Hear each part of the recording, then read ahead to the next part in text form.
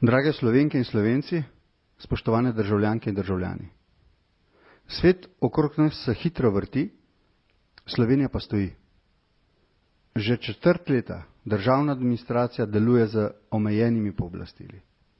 Zavlačevanje s takim stanjem resno ogroža naše vitalne državne interese. Ker pa smo ta čas izkoristili tudi za izvolitev novega parlamenta, smemo sedaj pričakovati čim prejšnje oblikovanje nove vlade. Že predolgo jo čakajo nakopične finančne, gospodarske, socialne in druge težave. Domače in mednarodne okoliščine pa na mizo novega predsednika vlade že prinašajo sveže dileme.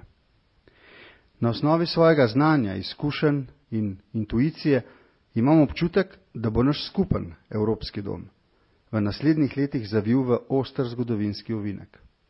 Zelo pomembno vprašanje je, ali bomo uspeli ostati na tečajih, ali pa bodo prevelike napetosti privedle do nepredvidljivih zapletov.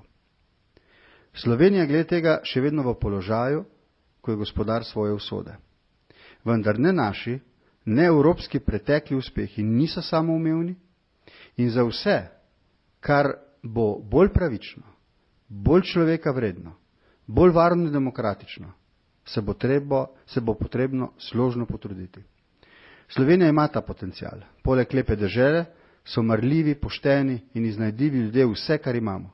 In to ob ugledu naše države v svetu omogoča samozavestne in velikopotezne odločitve o naši sedanjosti in prihodnosti. Potrebujemo eden drugega. Spoštujmo eden drugega. Medsebojno se spodbujajmo. Neverjetno je, česa vsega dobrega smo sposobni. Vsak posebej in vsi skupaj. Uspeli bomo. Z najboljšimi željami za novo leto. Borut Pahor.